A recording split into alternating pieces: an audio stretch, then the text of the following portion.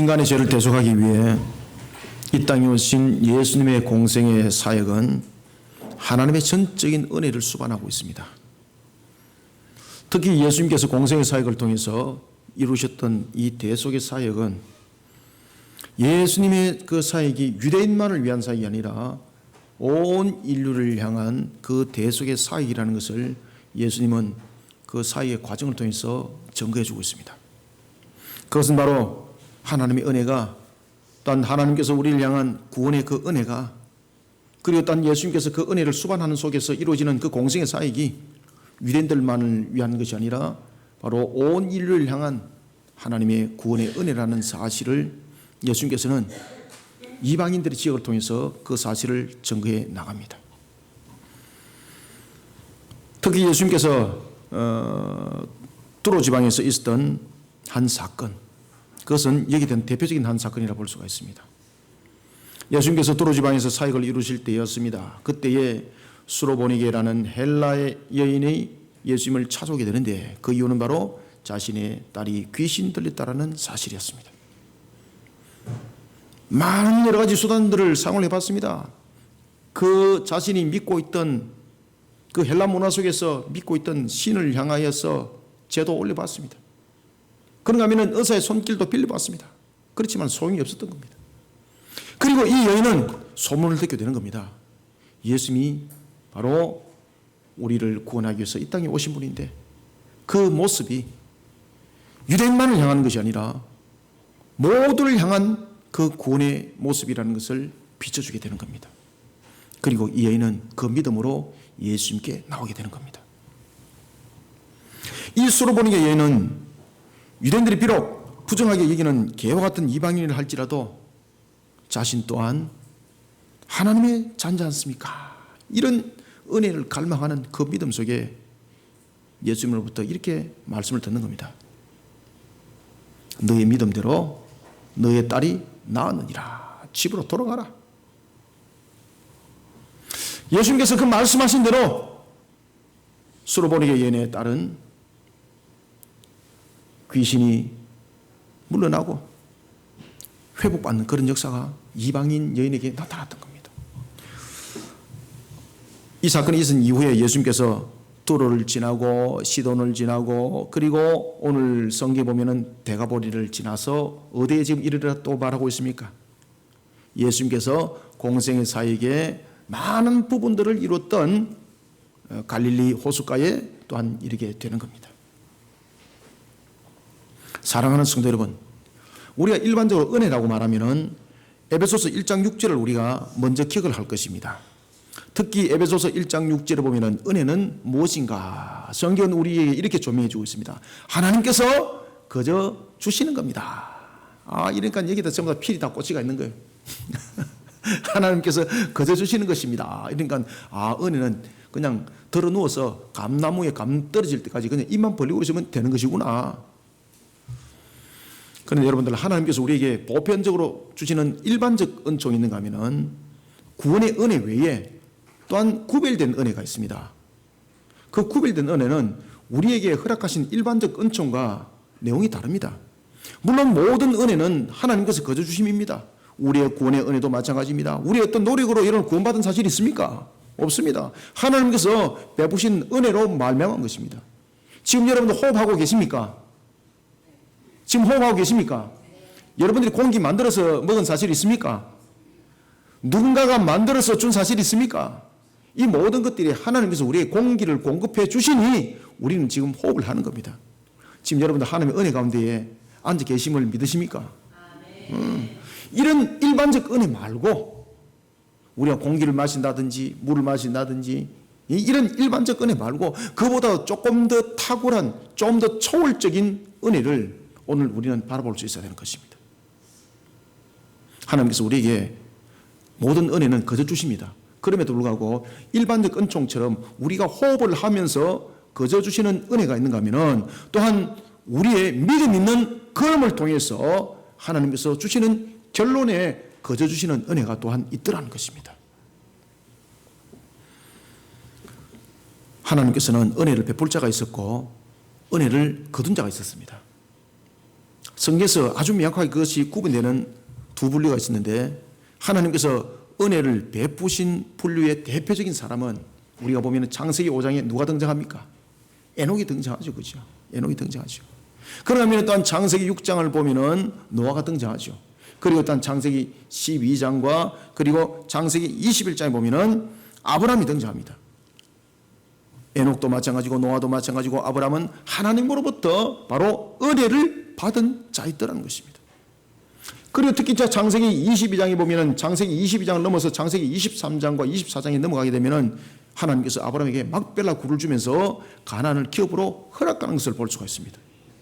은혜를 받은 거죠. 그러면 그들이, 성경은 말하고 있습니다. 그들이 이와 같은 은혜를 받기까지 그들은 어떤 모습이었던가. 하나님께서 분명히 거저주는 은혜였음에도 불구하고 이들에게 나타나는 공동적인 사항은 은혜를 이끌어내었더라는 사실입니다. 그렇죠? 은혜를 이끌어내었더라는 사실입니다. 바로 믿음 있는 걸음들이었습니다. 여러분들, 우리가 구원받는 것은, 예수 그리스도를 믿는 믿음으로 구원받는 것은 우리의 의지로 되는 것이 아닙니다. 하나님께서 우리에게 은혜를 베푸셔서 우리가 예수 그리스도를 믿는 믿음을 가지게 되었고 그 속에 우리는 죄사함을 받은 겁니다. 그리고 우리는 구원의 백성 된 겁니다. 구원은 구원입니다. 그러나 이 땅을 살아가면서 우리가 성도된 자로서 생육 번성 충만함의 축복은 다릅니다. 아시겠습니까? 그래서 믿음의 걸음은, 구원으로서의 걸음은 예수 그리스도를 믿는다면 또한 우리는 성화 과정 속에서 일어난 우리의 삶들은 우리가 하나님이 축복을 이루신 그 축복을 누리는 그 측면에 들어서는 은혜를 받아들이기 위해서는 어떻게 해야 되는가? 오늘 우리가 예수님께서 갈릴리 호숫가에서 귀먹고 말 더듬는 사람을 회복시키는 이 장면을 통하여 우리는 목격되어져야 될 것이 있습니다. 특히 우리는 오늘 이 본문들을 묵상하면서 우리는 에녹도 바라보고 그리고 노아도 바라보고 아브라함도 바라보는 그런 속에 하나님으로부터 은혜를 받은 자가 있다면요, 또한 하나님으로부터 은혜를 거두어 들인 자가 있다는 것도 함께 기억하셔야 됩니다. 우리가 성경 보면은 하나님으로부터 은혜가 대표적으로 거두어 들였던 사람이 있는데 누구였습니까? 특히 레위기 10장에 보면은 아론의 아들이 있었죠. 그죠? 아론의 아들 가운데서 그 두 아들이 하나님께 다른 불을 드렸습니다. 그로 인해서 그들은 다른 불을 드린 그 불에서 그들은 태워짐을 당하고 죽임을 당하게 되는데 그가 바로 나답과 아비후였습니다. 그러면 또한 민수기 10장에 보면 하나님으로부터 은혜가 거두어지는 한 자손이 있었는데 그들이 바로 고라의 무리들이었습니다. 당을 지어서 반역을 일으키는 겁니다. 하나님께서 은혜를 싹 걷어가 버리는 거예요. 여러분, 은혜는 하나님께서 분명히 거저 주시는 겁니다. 우리가 호흡하는 이런 은혜 말고 또 다른 하나의 그 일반적 은혜를 넘어서는 은혜가 있습니다. 그 은혜는요, 우리의 신앙과 깊은 연관을 가지고 있습니다.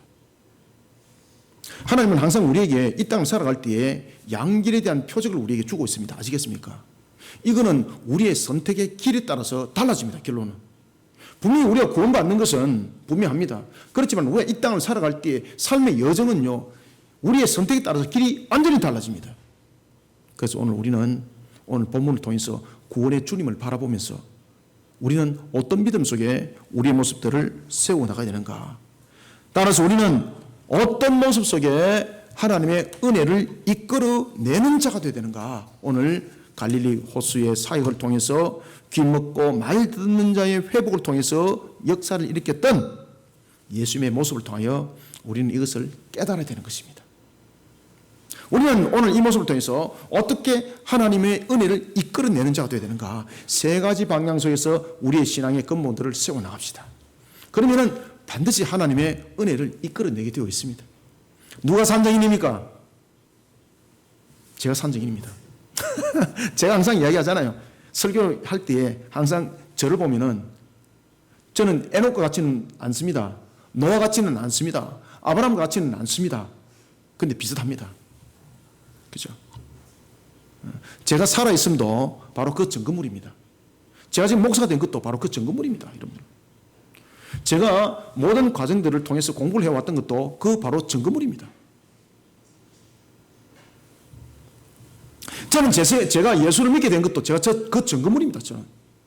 저는 성령의 인도하심이 뭔지를 초등학교 5학년 때에 알았던 것이 아니라 그 이후에 제가 성령의 이끌림을 통해서 제가 예수를 믿게 됐다는 것을 저는 알게 됐던 사람입니다.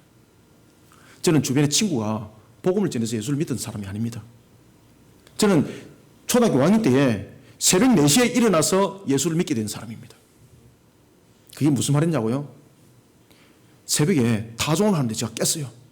제가 어릴 때는 지금으로부터 한 50 수년 전에는 그리고 뭐 한 30년 전만 해도 교회가 타종을 했죠, 그죠? 저도 제가 주일학교 때 제가 타종을 했습니다. 제가 11시 예배 때. 교회 마당에 종탑이 있었거든요. 그래서 제가 타종을 했습니다. 제가 장로님인데 제가 부탁해가지고 제가 저 종을 한번 쳐보겠습니다. 그래가지고 제가 종 치다가 제가 종직이 돼가지고 제가 목사 됐습니다. 제가 제가 산증인입니다. 산증인. 새벽 4시에 제가 잠을 깬 겁니다. 잠이 안 오는 겁니다. 야, 이게 무슨 일인가? 이게 무슨 일인가? 그리고 제가 그 교회를 3번 만에 갔습니다. 3번 만에. 3주 동안 계속 새벽에 그 타종소리 제가 잠을 깬 겁니다. 그 성령께서 저를 깨웠던 거죠. 그리고 제가 그 교회를 찾아간 겁니다. 제가 그 타종 친대를. 우리는 무엇보다 중요한 것은요, 성령께서 우리에게 믿음을 줬으면은, 우리가 예수 그리스도를 믿는 믿음이 있었다면은요, 우리가 주님으로부터 더 큰 축복 속에 은혜를 누리는 자가 되려면은요, 믿음 있는 걸음이 되어야 됩니다. 제가 만약에 믿음 있는 그 걸음을 행하지 못했다면 제가 여러분 목사 됐겠습니까? 제가 산증인이 여기 있습니다. 산증인이. 오늘 본문에 보면은 귀 먹고 말이 더듬는 자가 있습니다. 그런데 여러분들, 귀 먹은 자는 예수님에 관해서 들은 사실이 있을까 없을까요? 예수님에 관해서 알까 모를까요? 전혀 모릅니다. 왜? 들은 사실이 없기 때문에. 그 당시에는 뭐 예수님이 이런 분입니다 라면서 문서가 돌아다니는 사실도 없고, 사람들로부터 직접 듣든지 아니면 소문을 듣든지 아니면 자신이 직접 가서 목격을 하든지. 그런데 이 사람은 자신이 직접 가서 목격한 사실도 없습니다. 귀가 먹었기 때문에 다른 사람으로부터 들은 사실도 없습니다. 그런데 이 사람 지금 어디를 가고 있습니까? 예수님께 나가고 있다는 겁니다. 그런데 더 중요한 것은 이 사람이 자신의 발걸음으로 하는 것이 아니라 누구에 의해서 가는 겁니까? 사람들에 의해서 끌려가는 겁니다. 아시겠습니까? 그러면은 우리는 여기에서 중요한 2가지 포인트를 잡아야 됩니다. 첫 번째는 우리가 처음에 믿음을 출발할 때는 저처럼 성령의 인도함을 따라서 주님 품으로 가는 사람도 있지만은요, 동력자가 필요한 것입니다. 누군가에 의해서 동력을 이루면서 걸음들이 행하는 걸음이 있어야 됩니다. 그러나 종합적으로 만약에 우리가 모든 것을 합쳐본다면 일단은 걸음이 가야 된다는 겁니다. 가야 된다는 거. 아시겠습니까? 은혜를 받으려면 걸어서 가야 됩니다. 누구에게로? 은혜를 줄 분한테 가야 됩니다. 여러분들, 은혜는 누구로부터 말미암아 주어지는 겁니까? 은혜는요, 사람으로부터 말미암아 이루어지는 것 아닙니다. 은혜는 오직 하나님으로부터만이 주어지는 겁니다.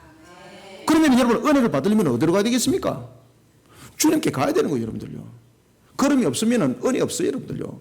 하나님께서는 우리 일반적으로 호흡할 수 있는 이런 공교 같은 일반적 은총을 주셨는가 하면은 또한 일반적인 은총을 넘어서서 구원에 이르는 특별한 은혜 말고 일반적 은총을 넘어선 또 다른 은혜가 있습니다. 아시겠습니까? 이 또 다른 은혜는 주님께로 발걸음이 향하지 않으면 없습니다. 그래서 감나무 밑에 누워 있으면 그 감 하나도 못 먹습니다. 감나무에 대한 은혜를 받으려면 어떻게 해야 됩니까? 감나무에 올라가서 그 감이 안 떨어지도록 잘 올라가서 감을 따야 되는 겁니다, 여러분들. 어떤 분이 신앙을 가르칠 때 이렇게 말합니다. 주님께서 알아서 잘 하실 겁니다. 주님께서 알아서 하실 겁니다. 어디서 신앙을 그리 배우셨습니까? 우리 그리심교에서는 그렇게 안 가르칩니다, 제가. 교리를 똑바로 알고 성경을 똑바로 알면은 그렇게 가르치면 안 된다는 것을 알게 됩니다. 주님께서 알아서 하시는 것이 아니라 걸음이 있어야만 되는 겁니다. 그렇다 그래서 우리의 의지적 결정 속에서 결과물 생기는 것 아닙니다. 그래서 은혜라는 겁니다. 은혜. 제일 먼저 우리는 31절부터 32절 통해서 먼저 믿음 있는 걸음이 있어야 됩니다. 믿음 있는 걸음. 믿음 있는 걸음이 누구에게로 나가야 되겠습니까? 하나님인 그분께로 나가야 되는 거예요. 다른 데로 가면 안 돼요, 여러분들요.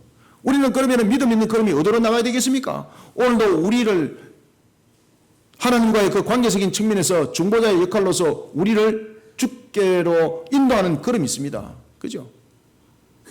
우리의 구원을 위해서 이 땅에 오신 바로 신성과 인성으로 성육신하여 이 땅에 오신, 지금도 하늘 우편에서 우리의 중보자 되시는 그분에게로 나가야 됩니다. 우리는. 그래서 모든 은혜는 하나님께서 우리에게 내려주신 그 은혜는 예수 그리스도라는 그 중보자를 통해서 우리는 그 은혜를, 그리고 또한 그 은혜를 누리는 자가 되는 겁니다. 그러면 결과는 정해져 있는 것 아니겠습니까? 우리의 믿음 있는 걸음이 누구를 향해서 나가야 되겠습니까? 예수님께로 나가야 되는 겁니다. 예수님. 오늘 본문에 보면은 그것을 우리에게 조명을 해주고 있습니다. 첫 번째는요, 믿음 있는 걸음을 예수님께로 나오는 신앙으로 주님의 풍성한 은혜를 이끌어내는 성도가 되어야 됩니다.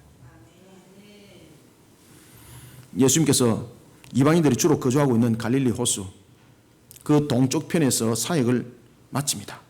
사역을 마치고 데가볼리 지방을 지나서 자신의 공생의 사역의 중심을 이뤘던 갈릴리 호숫가에 도착했을 때였습니다. 그때에 사람들입니다. 그죠? 사람들이 귀먹고 말 더듬는 자를 데리고 옵니다.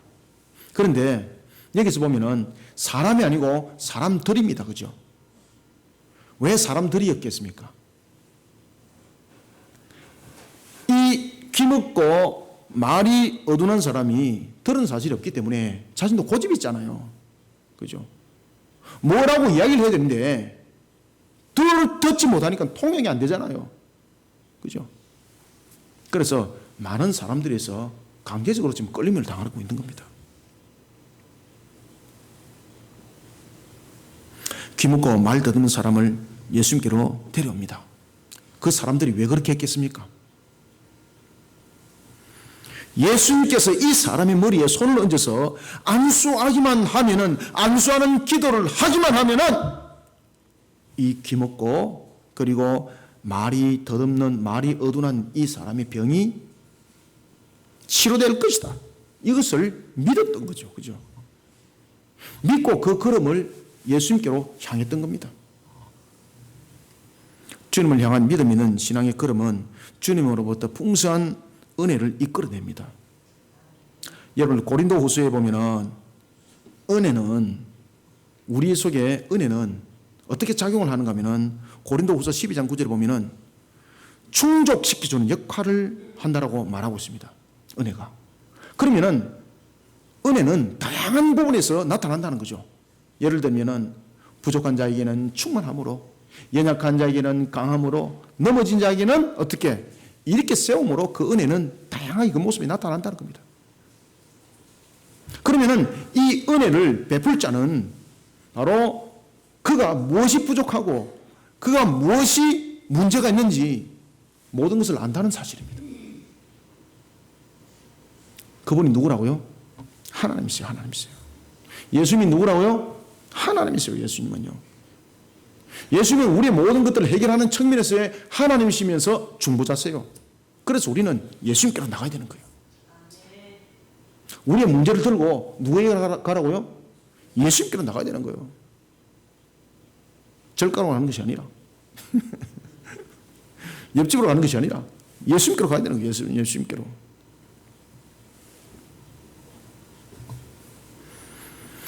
이때에 우리의 걸음은 믿음이 있어야 됩니다. 예수님께 나갈 때도 그냥 가면 안 됩니다. 믿음이 있어야 합니다. 그렇죠? 믿음은 어떻게 생기나는 겁니까? 우리 의지로 되나요? 하나님께서 베푸시는 은혜가 있는 거예요. 그래서 구원받은 자에게는 하나님의 은혜가 늘 있는데 그 은혜를 우리가 소화를 잘 해나가는 자가 되어야 되는 거죠. 믿음 있는 신앙의 걸음을 통해서 열매로 응답받는 것이 바로 은혜입니다. 믿음 있는 신앙의 걸음을 통해서 열매로 응답받는 결론이 바로 은혜라니까요. 여러분들 아시겠습니까?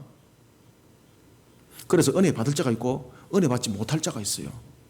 그런가 하면 은혜 받을 자가 있고 은혜가 소멸당할 자가 있어요. 32절에 보면은 사람들이 귀묻고 말 더듬는 자를 무엇 때문에 예수님께로 데려왔다고 성경은 우리에게 조명해 주고 있습니까? 예수님은 이 사람을 분명히 회복시킬 것이야. 고칠 것이야. 라는 그 믿음을 가지고 나왔던 겁니다. 그때 그 사람들은 그 믿음을 머리로만 생각한 것 아니죠. 어떻게 했습니까? 발로 옮긴 것 아닙니까? 그게 예수님께로 나가야 된다니까요. 정말로 믿음 있는 사람의 걸음은 어떤 걸음인가 하면요, 아는 것으로 끝나는 믿음이 아닙니다. 아는 것을 행하는 믿음이 진짜 믿음 있는 사람입니다.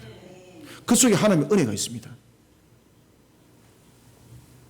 가나안 땅이 그냥 아브라함 땅 됐습니까? 갈 때 우르에 있을 때 하나님께서 아브라함을 통해서 가라 그랬잖아요. 그때 갔기 때문에 결론이 있는 겁니다. 믿음이 있는 걸음. 그래서 믿음의 조상된 것 아닙니까? 이같이 귀묻고 말이 어눌한 그 사람을 데리고 갔던 그들은 이 사람을 예수님께 데려가기만 하면은 예수님께서 안수하시고 기도하시는 그 속에 치료될 것이라는 그 믿음으로 그들은 갔던 겁니다. 31절, 32절 두 절 한번 읽어봅시다. 시작. 예수께서 다시 두로 지방에서 나와 시돈을 지나고 데가볼리 지방을 통과하여 갈릴리 호수에 이르시매 사람들이 귀묻고 말 듣는 자를 데리고 예수께 나와 안수하여 주시기를 간구하거늘. 아멘. 왜 간구했을까요? 그렇게 하면 틀림없이 낫는다는 것을 믿었기 때문에. 그죠? 믿었기 때문에. 여러분 오늘도 우리의 구세주는 주 예수 그리스도를 믿는 그 믿음인 줄 믿으십니까? 오늘도 우리의 화복의 주관자이신 그분 또한 우리의 중보자 되시는 예수 그리스도를 통해서 그 역사가 일어날 줄 믿으십니까? 믿으면요 그 주님을 향한 신앙 있는 걸음으로 나가면 되는 겁니다. 사랑하는 성도 여러분, 믿음 있는 신앙의 걸음으로 주님께로 나오는 자의 살아있는 믿음의 걸음은 주님의 풍성한 은혜를 이끌어냅니다. 정인이 있지 않습니까? 정인이. 그죠? 제가 지금 그런 정인이 아니면은 제 이 이야기 못 합니다. 이 말씀 못 전합니다. 머릿속에 있는 거 가지고 여러분들 전하면은요, 생명력이 없어요.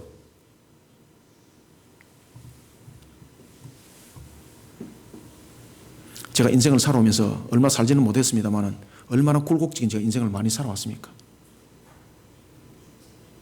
저는 초중고를 빼고는요, 진짜 굴곡적인 인생을 살아왔어요, 저는요.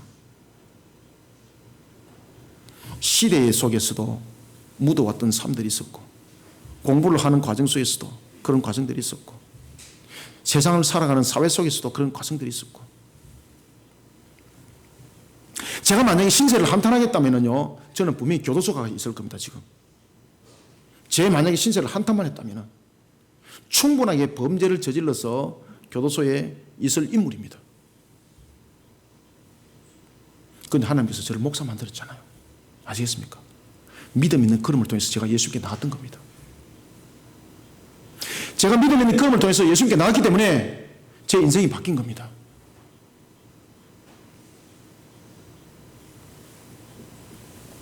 저를 아는 사람은 제가 지금 무슨 이야기 하고 있는 거 알고 있습니다. 여러분들 믿음 있는 선진들의 발걸음을 한번 보십시오. 저는 한때 성경에 정말로 너무나도 미쳐가지고 그저 성경을 달달 외우면 되는 줄 알았습니다. 그래서 몇 페이지는 무엇이 있고 몇 페이지는 무엇이 있고 막 그 달달 다 외웠습니다, 제가. 법도와 교례 다 외웠습니다, 제가. 그런데 외우면 외울수록 제 마음에 평강이 없는 거예요. 계속 짐이 생기는 거예요, 짐이. 이게 뭐지? 이게 뭐지? 계속 의문점만 생기고. 그때에 제게 모든 문을 열어주신 분이 있는데 그분이 바로 예수님이었습니다. 성경을 읽으면서 예수님께로 나가야 됩니다. 아시겠습니까? 성경을 읽기만 하면요, 얼마나 큰 짐이 되는지 모릅니다. 주님 안에서 성경이 자유함이 되어야 됩니다. 믿음 있는 선진들의 발걸음이 그랬습니다. 자신들의 믿음 속에서 끝난 것이 아니었습니다. 하나님 안에서 그들은 자유함을 얻었습니다. 그는 결국은 결과물을 얻은 것 아니겠습니까? 아브라함을 보십시오. 믿음 있는 조상이 결실을 맺기까지 그는 창세기 12장에서부터 창세기 21장까지 어떤 일들이 있었습니까? 고난도 있었고 역경도 있었고 얼마나 실수도 많았습니까? 말도 안 되는 짓도 많이 했고 심지어 아내를 갖다가 누이라고 속였던 일이 2번이나 있었습니다. 한 번도 아니고. 여러분들 혹시나 아내를 누이라 속여가지고 다른 사람에게 넘기려고 한 사실이 있습니까? 세상에 인신매매하는 그런 일도 있었다니까요, 여러분들요. 제가 좀 말씀이 지났습니까? 그런 아브라함 하나님께서 만들어 가셨습니다. 우리가 믿음 있는 걸음을 행하다 보면은 우리가 가지고 있는 이 죄의 속성들이 바로 그렇습니다. 때로는 실수하기도 하고 때로는 겉돌기도 합니다. 그러나 그럼에도 불구하고 우리는 끊임없이 하나님께로 나가는 모습이 되어야 되는 것입니다. 우리의 지금 시대는 얼마나 여러분을 감사한지 모릅니다. 아브라함 시대 때는 그런 믿음들이 마치 희미한 등불이었다면 지금은 우리들의 걸어가는 그 걸음들은, 믿음의 걸음들은요, 확실한 우리의 조명의 불빛로 비춰주고 있습니다. 바로 예수 그리스도입니다. 예수 그리스도 십자가 신앙입니다. 창세기 12장에 아브라함이 자신이 거주해왔던 갈대아 우를 떠날 때에 그가 얼마나 단호한 결단을 내려야만이 됐겠습니까? 믿음의 결단을 내렸습니다. 그리고 그 발걸음을 옮겼습니다. 그리고 그는 가나안이라는 하나님의 은혜의 결실을 맺었던 겁니다. 우리는 이것을 반드시 기억하셔야 됩니다. 오늘 본문에도 보면은 사람들이 귀먹고 말이 어두운 자를 누구에게로 데려갔습니까? 예수님께로 데려갔다니까요. 세상으로 데려간 것 아닙니다. 아이고, 이 사람을 갖다가 치료할 수 있는 유명한 의사가 있어요. 그게 간 것도 아닙니다. 아이고, 이 사람을 갖다가 제사를 잘 지내면 돼요. 무당학교에 간 사실은 아닙니다. 우리나라에 여러분 보시면은 하도 우리나라의 어르신 애들이 신앙이 좋아가지고 문제만 있으면 무당 찾고 문제만 있으면 굿하고, 그죠? 그래서 우리 어릴 때에 집집마다 양 사방에 무엇이 많이 꽂혀가 있었습니까? 대나무, 뭐 지리산 도삼, 뭐 청량리 도삼, 도사가 얼마나 많은지. 근데 그 도사가 지 문제도 해결 못 하더라는 거지. 제가 부교육자 때에 신방을 갔는데, 덕포동을 통해서 신방을 갔는데 그 시장통을 지나왔습니다. 그게 공장지대였거든요. 그냥 스님 부목사하고 이제 같이 이렇게 둘이 이제 이야기하면서 이렇게 하다가 갑자기 막 칼이 막 휙 날아가는 거 앞에. 무당이. 그래서 놀래가지고 안을 딱 보니까 야, 한 20대, 나이가 너무너무나도 어린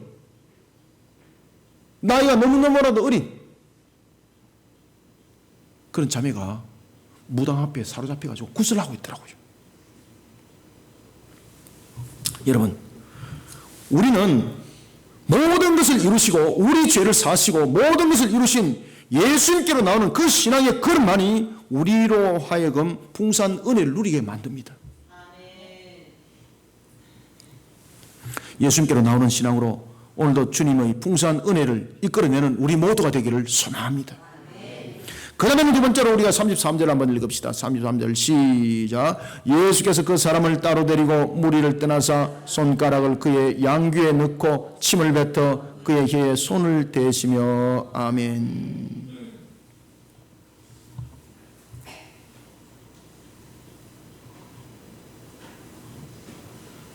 오늘 여러분 보시면은 33절을 보시면은 예수께서 그 사람을 어떻게 하고, 그렇죠. 이제 여기서부터 출발해야 됩니다. 처음에는 이 사람이 다른 사람에 의해서 끌려왔습니다. 그죠? 믿음도 그렇습니다. 우리 신앙도 그렇습니다. 처음에는 믿음이 뭔지 모르고 신앙이 뭔지 모를 땐 동지가 참 필요합니다. 그런데 그 다음부터는요, 사람에 의해서 끌림을 받는 것이 아니라 주님에 의해서 끌림을 받아야 됩니다. 그때에 주님의 손을 뿌리칠 수도 있어요. 그런데 오늘 본문에 보면은 이 분명히 듣지 못하는 귀머거리, 그리고 말이 분명히 더듬는다 했습니다. 그냥 일반적으로 듣는 것이 아닙니다. 이것은 뭔가 하면은 이 말이 듣지 못하는 사람들이 말하는 것이 보면은 이렇게 말하는 그 더듬음을 말하고 있는 겁니다. 우리가 말하는 그런 말이 조금 더듬다 이것이 아닙니다. 이 사람은 예수님에 대해서 아무것도 알지 못합니다. 그때에 그가 느끼는 것이 있습니다. 성령께서 그에게 예수님이 어떤 분인가 것을 느끼게 만드는 겁니다. 예수님께서 이 사람을 치유하실 때에 어떻게 하는가 하면 무리들로부터 사람을 떼냅니다. 이때 이 사람은 예수님과 만난 적 없습니다. 초면입니다. 구민도 아닙니다. 그때 예수님은 그 사람의 손을 잡고 그 사이를 떼놓습니다. 이때에 이 귀먹고 말이 더듬는, 말이 어눌한 이 사람은 예수님의 손을 뿌리치고 생만 처음 보는 사람한테 끌려가서 무슨 일을 당할지 어떻게 압니까? 그죠? 어떤 낭패를 당할지 어떻게 알겠습니까? 뿌리치고 그냥 돌아설 수 있습니다. 근데 오늘 본문에 보면은 예수님께 붙들려서 가는 겁니다. 두 번째, 우리는 어떻게 은혜를 이끌어내야 되는가 하면 두 번째 33절부터 35절을 통해서 예수님을 온전히 의지해야 됩니다. 그죠? 예수님을 온전히 의지해야 됩니다.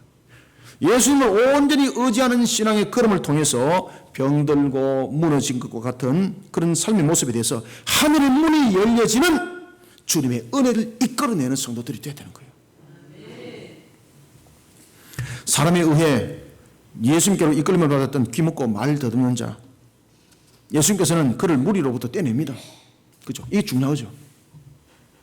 이때 그 병자는 더 이상 사람들에 의해서 이끌림을 받지 않고 예수님의 손길에서 이끌림을 받습니다.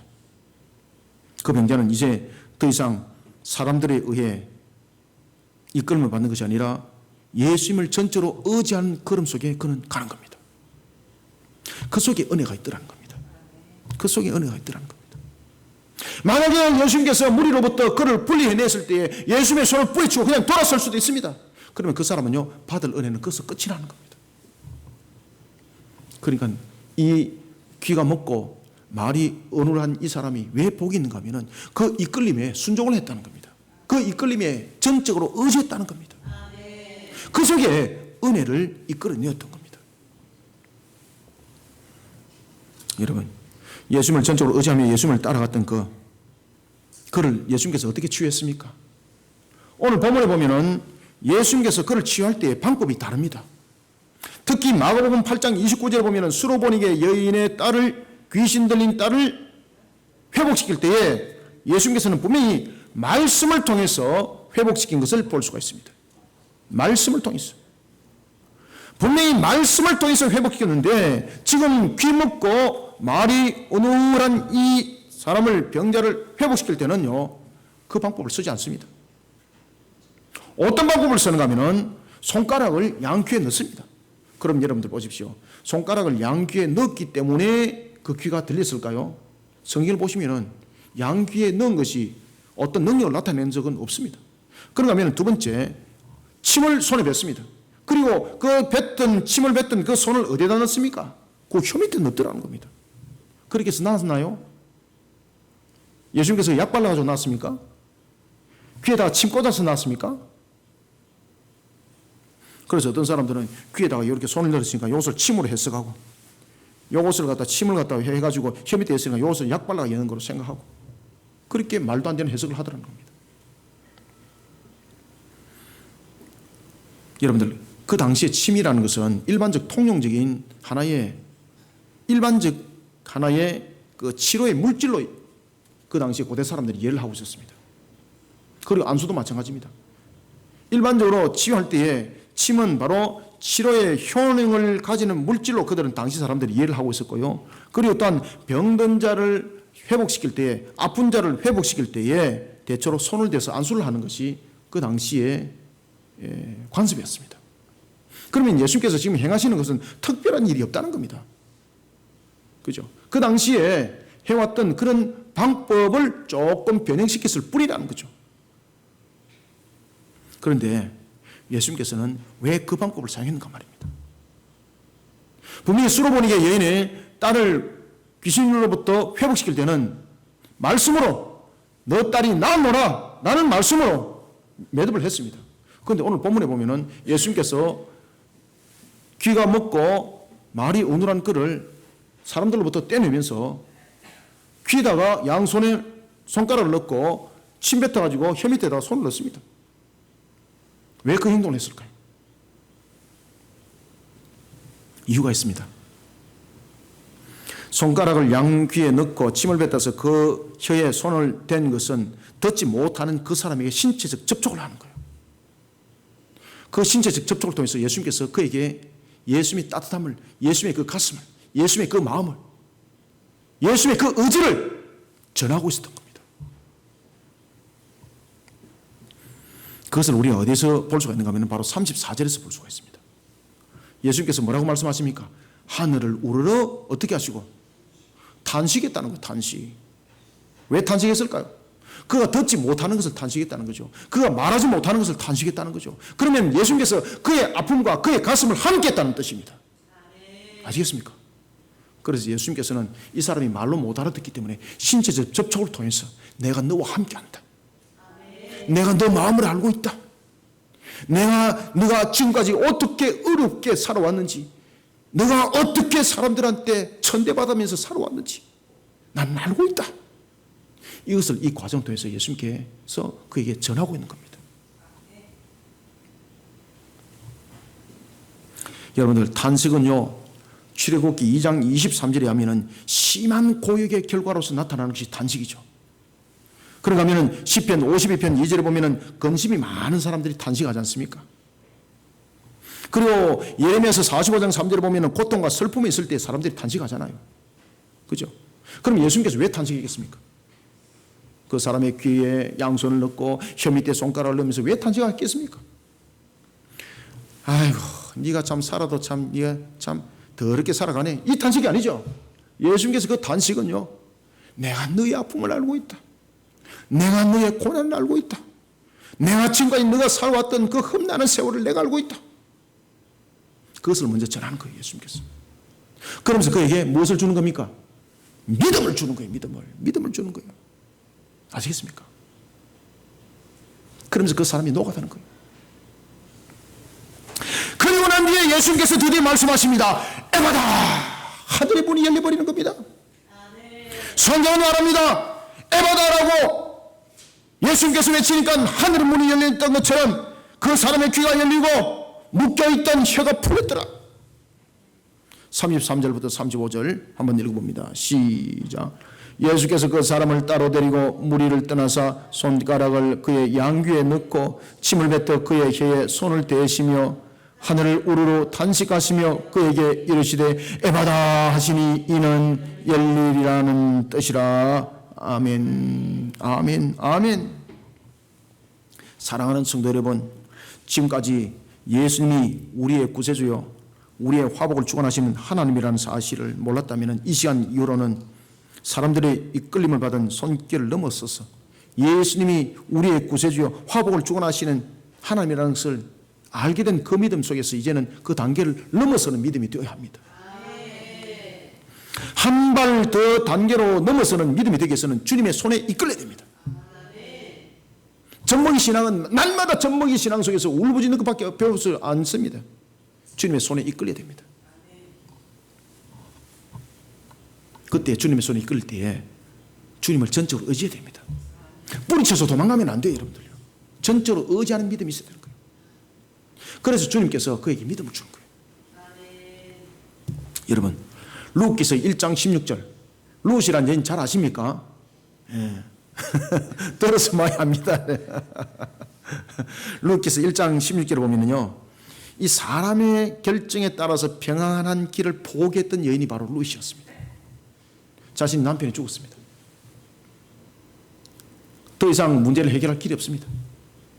가정은 무너질 대로 무너져가지고 끼니도 한 끼 해결하지 못하는 집이 되었습니다. 시어머니와 며느리 둘만 남았습니다. 시아버지도 돌아갔고 다 돌아갔습니다. 그때 그의 시어머니 이름이 나오미였는데 그의 시어머니 나오미가 이런 이야기를 합니다. 두 며느리에게 이제 됐다. 너희들은 너희 본집으로 친정으로 돌아가라. 모압으로 돌아가서 평안한 여생을 살아라. 내가 너희들을 자유하게 하리라. 그때에 룻은 자신의 고향 모압으로 돌아가지 않습니다. 평안한 길을 선택하지 않습니다. 그때에 나오미의 며느리였던 룻은 마치 삶은 병들고 무너져서 아무 흔적도 찾아볼 수 없는 집토와 같은 그런 삶들이 기다리고 있는 그 속에 소망과 희망이 없는 그곳에 그는 하나님과 함께하기를 선택합니다. 그런가 하면 그렇게 선택을 했을 때 그 여인의 삶이 갑자기 하늘의 문이 쫙 열리고 햇빛이 갑자기 쫙 비치고 영화처럼 말입니다. 그렇게 됐느냐? 그렇게 되지 않았습니다. 시어머니가 살던 그 고향 땅으로 돌아갔습니다. 그런데 끼니를 해결하지 못하는 겁니다. 하루 한 끼도 해결하지 못하는 겁니다. 시어머니는 노동력을 상실했습니다. 그러니 결국은 이 며느리가 시어머니까지 봉양을 해야 되는 거예요. 그리고 이 며느리가 룻이 선택한 것은 바로 뭔가 하면은 남의 밭에 가서 이삭 줍는 것이었습니다. 이 여인은 그 장면들을 통해서 하루 이틀 지났을 때에 자신의 마음이 바뀔 수도 있었습니다. 야, 이거 내가 잘못 선택했네. 내가 시어머니한테 잘못했던 이 선택 부분들 엎어버려야 되겠다. 그러면서 밭에서 벼이삭을 줍다가 자신의 고향으로 도망갈 수도 있습니다. 그죠? 그런데 이 여인은 하나님 안에 끝까지 머뭅니다. 끝까지. 어머니의 하나님이 나의 하나님이 될 것이고 어머니의 원하는 곳은 어디든지 가겠습니다. 내가 여호와 하나님 안에서 내가 인도를 받겠습니다.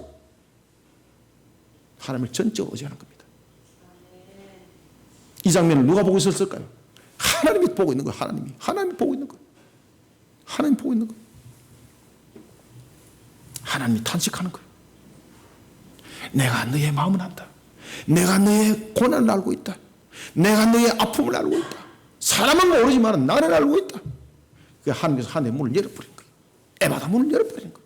그 에바다 문을 열어가지고 그 룻이 누구를 만나게 됩니까? 그 땅의 주인이었던 보아스를 만나게 되고 그 보아스와 결혼을 하게 되고 그 보아스와 결혼을 통해서 이 모압 여인이 한 자녀를 낳게 되는데 그가 누굽니까? 다윗의 할아버지였습니다. 아시겠습니까? 다윗의 할아버지였던 오벳을 낳는 겁니다. 그리고 그 오벳은 다윗의 아버지였던 이새를 낳고 그리고 이새는 8번째 아들이었던 다윗을 낳았던 것입니다. 하늘의 문이 그렇게 열린 겁니다. 사랑하는 성도 여러분, 예수님을 온전히 의지하는 신앙의 걸음을 통해서 병들고 무너진 것 같은 그 삶의 모습에 대해서 에바다 하늘의 문이 열리지는 주님의 은혜를 이끌어가는 우리 모든 성도들이 되기를 소망합니다. 그 다음에 마지막으로 세 번째 36절 한번 읽읍시다. 시작. 예수께서 그들에게 경고하사 아무에게도 이르지 말라 하시되 경고하실수록 그들이 더욱 널리 전파하니. 아멘. 어떤 사람들이 이 부분들을 가지고 말씀을 전가할 때 이렇게 말합니다. 사람들에게 전가하지 마라 그러니까 마음들이 더욱더 갈망해져 가지고 더욱더 많이 전가했더라. 예수님께서 그 심리를 잘 아시고 그 심리를 이용한 것입니다. 이 말도 안 되는 소리 하면 안 됩니다. 전할 것이 있고 전하지 말아야 될 것이 있습니다. 예수님께서 왜 그렇게 말씀하시는지를 여러분 잘 보십시오. 37절에서 뭐라고 말하고 있습니까? 사람들이 심히 놀라서 무엇만을 전하고 있습니까? 이 사람이 예수님으로부터 못 듣는 것을 듣게 하더라. 그리고 말 못하는 게 하는 것을 말하게 하는 그런 능력을 가지고 있더라. 이것만 전하잖아요. 지금 메시아에 대해서 복음을 전하고 있습니까? 안 전합니까? 없습니다. 그렇지 예수님께서 전하지 말라는 겁니다. 지금 무슨 이야기입니까? 그들이 목격했던 부분 속에서 예수님의 표적과 기적만 바라보고 겉도는 신앙이 되어버린 겁니다. 그러니 예수 그들을 믿는 믿음 속에 우리의 죄사함을 받고 그리고 예수께서 이 땅에 오신 목적이 우리의 죄를 사하기 위함이라는 그 메시아의 사역을 그들은 다 지워버리는 거예요. 아시겠습니까? 우리는 세 번째로 36절과 37절 두 절을 통해서 표면적으로 나타나는 이적에 이끌려서 왜곡된 신앙을 만들어가는 자가 아니라 진리를 바르게 증거해 나가는 신앙으로 주님의 은혜를 이끌어내는 성도들이 되시길 바랍니다. 여러분, 예수님께서는 귀묻고 말 더듬는 자를 무리들로부터 분리해내서 치유합니다. 그리고 그 다음에 보면 36절에 보면 이런 말씀을 합니다. 아무에게도 이러지 말라. 왜 그렇게 말씀하셨을까요? 우리가 잠깐 요한복음 6장 15절에 한번 돌아가 봅시다. 요한복음 6장 15절에 보면 오병이어 기적의 사건이 있습니다. 그때에 오병이어 기적을 통해서 보리떡 5개와 그죠?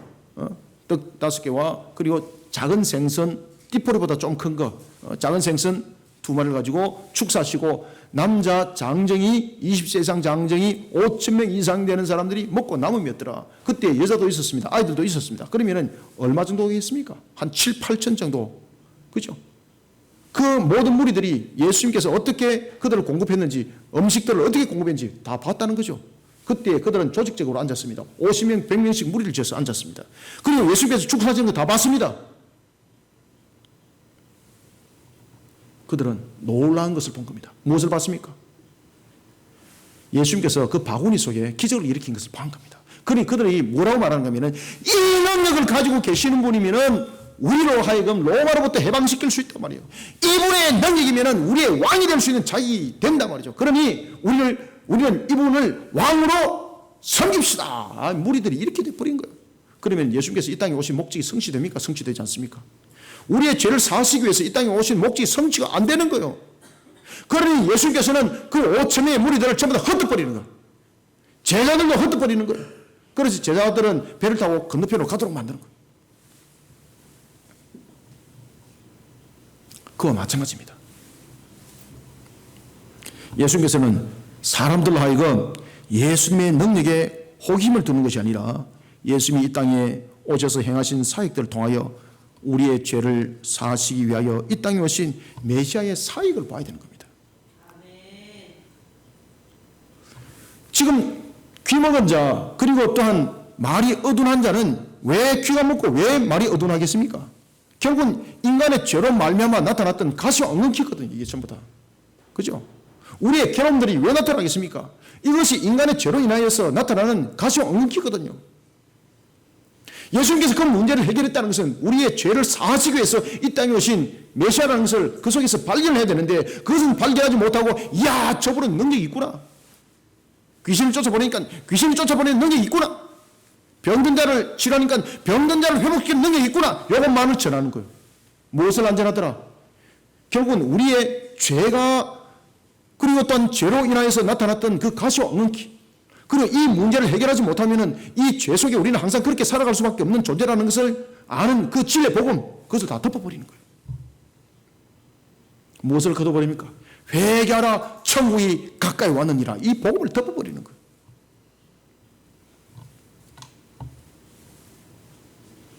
이런 무리를 당해서 예수님께서 말씀을 전하고 있는 겁니다.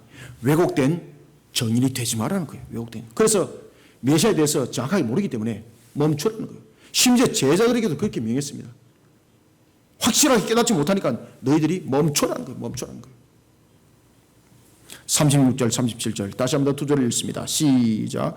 예수께서 그들에게 경고하사 아무에게도 이르지 말라 하시되 경고하실수록 그들이 더욱 널리 전파하니 사람들이 심히 놀라 이르되 그가 모든 것을 잘하였도다. 못 듣는 사람도 듣게 하고 말 못하는 사람도 말하게 한다 하니라. 아멘. 사랑하는 성도 여러분, 예수를 믿으면 잘 산다더라. 예수를 믿으면 공부 잘한다더라. 예수 믿으면 병 난다더라. 맞습니까? 여러분, 예수 믿었는데 공부 안 하고 공부 잘하면 이건 뭡니까?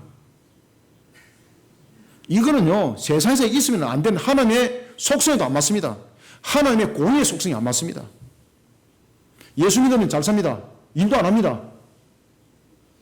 하나님의 공의도 안 맞습니다. 속성에도. 예수를 믿고 열심히 일해야 됩니다. 예수를 믿고 공부하는 학생들은 열심히 공부해야 됩니다. 그 속에 하나님께 지혜를 구해야 되는 겁니다. 아셨습니까? 그런데 예수 믿으면 잘 된다 그러더라. 그래서 어떤 사람은 예수 믿고 복권 산다 그럽니다. 예수 믿고 로또 산다 그럽니다. 천벌 맞을 짓입니다. 주님께서는 우리에게 땀의 결론을 요구하고 있습니다. 표면적으로 나타나는 이적을 기대하는 왜곡된 신앙 가르치면 안 됩니다. 그것은 주님의 복음을 거부하는 것입니다. 그래서 오늘 본문에 보면 예수님께서 너희들은 멈춰라. 전하지 말라는 거예요. 왜? 그렇게 전함으로써 주님의 복음을 오히려 닫아버린 역할을 하기 때문에. 여러분들이 오늘 헌금을 하게 되면 하나님께서 만배를 부어주실 것입니다. 아멘. 1억을 내십시오. 아멘. 무당부다는 것과 똑같습니다. 아시겠습니까? 그런 헌금 하나님 안 받습니다. 드리는 예물은 신앙이 되지 않으면 안 됩니다. 드리는 예물은요, 신앙의 고백입니다. 신앙의 고백 없는 예물은 전부 다 우상숭배입니다. 샤머니즘입니다. 오히려 드리고 하나님한테 두들기 맞습니다. 안 드리고 안 두들기 맞는 것이 낫습니다. 그러나 그보다 더 중요한 것은 드릴 때에 신앙으로 드리십시오. 그래야만이 은혜가 있습니다. 이거를 잘 가르쳐야 되는 거예요. 그래 어떤 분은 성경에도 없는 일천번제를 갖다가 만들어가지고 또 한국 교회는 보니까 봉투도 1000개까지 만들어가지고 야 번호까지 다 매겨놨더라고요. 제가 부기자 칠 때 박살 내놨습니다. 제가 오예배 설교 칠 때. 그 샤머니즘이지. 그게 무슨 신앙입니까 그게. 봉투 10,000개 만들어가지고 그다 10,000원짜리 10,000번 되면은 하늘에 문 열립니까?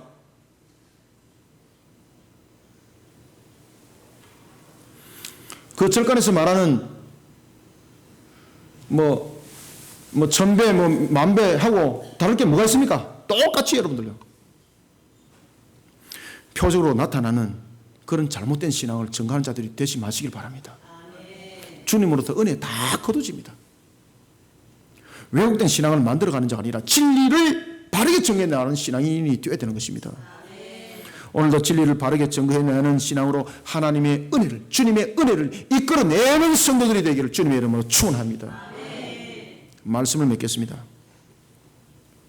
기묻고 말 더듬는 자의 발걸음을 예수님께로 향하도록 한 것은 기묻고 말 더듬는 자의 걸음이 아니었습니다. 거기는 동력자가 있었습니다. 그것은 다른 사람들이었습니다. 이 기묻고 어둔한 자가 고집도 있었다는 이야기죠. 그래서 혼자서는 안 된다는 거죠. 그래서 사람들이 이끌고 갔던 거예요. 우리는 이런 부분에 대해서 우리는 항상 동력을 이루는 또한 주님의 은혜를 이끌어내는 자들이 또한 되기를 소망합니다. 그런 수고한 손길 하나님이 분명히 축복하십니다. 그런가 하면요. 두 번째는 그런 속에서 사역을 했다면 이제는 주님의 손에 이끌려서 갈 수 있는 사역이 이루어져야 되는 것입니다. 데리고 온 사람도 마찬가지고 온 사람도 마찬가지입니다. 그 다음 단계는 주님의 인도하심을 받아야 되는 겁니다. 주님의 인도함을 받기 위해서는 주님을 전적으로 믿고 신뢰하는 믿음이 있어야 되는 겁니다.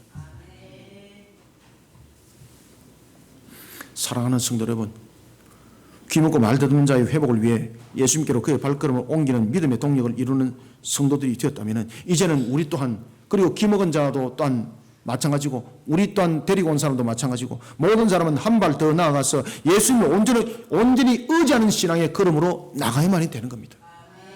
그래야만이 더 큰 은혜를 이끌어내는 겁니다. 아시겠습니까? 더 큰 은혜를 이끌어내는 겁니다. 누가 증인이라고요? 여기 있지 않습니까 이게.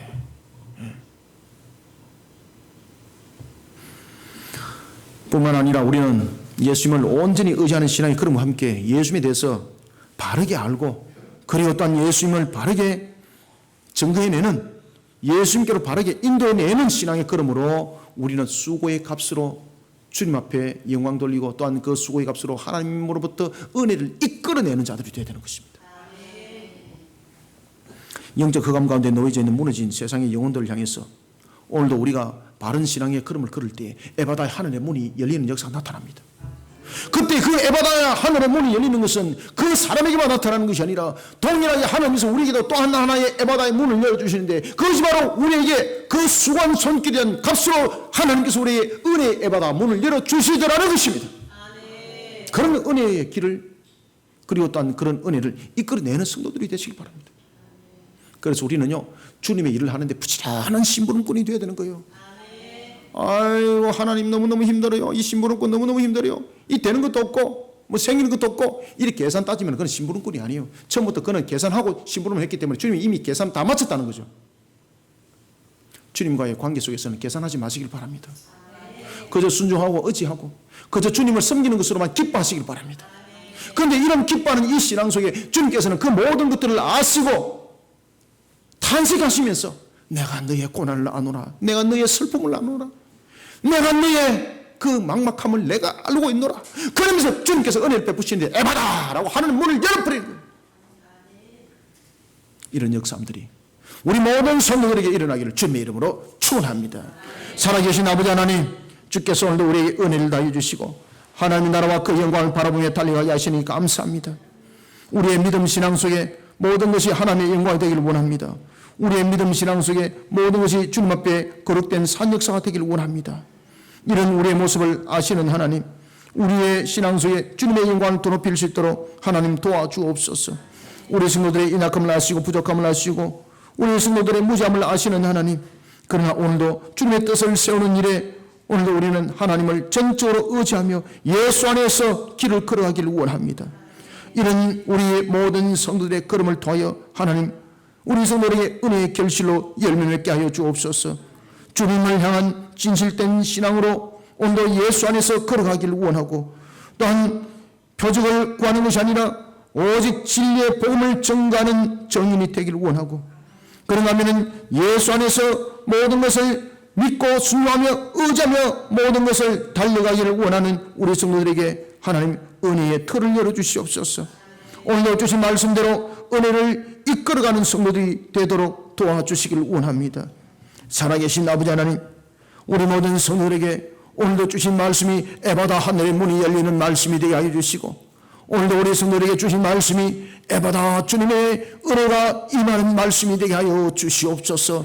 살아계신 하나님 아버지, 오늘 주신 말씀이 우리 모든 성도들에게 은혜요 능력의 말씀이 될 수 있도록 종의 입술을 통하여 비록 증거하였지만은 주님의 생명의 말씀이 되게 하여 주옵소서. 에바다 하늘의 문이 열리는 말씀이 되게 하여 역사하여 주옵소서. 오늘도 종의 입술을 통해서 전가한 말씀이 에바다 주님의 역사함으로 일어나는 하나님의 놀라운 역사이 일어나기를 소망합니다. 성령님의 역사하여 주옵소서. 이런 속에 오늘도 우리 모든 성도들에게 하늘의 문을 열어주실 때 복된 소낙비를 부어주시고, 마른 뼈가 살아난 속에 주님의 뜻을 더욱더 힘있게 감당해 나가는 걸음을, 하나님 앞에 영광된 걸음을 걸으며 주님의 마음을 가슴을 시원케 하는 사역을 또한 이루어나가기를 소망합니다. 길을 열어 주시옵소서. 예수님의 이름으로 기도드립나이다.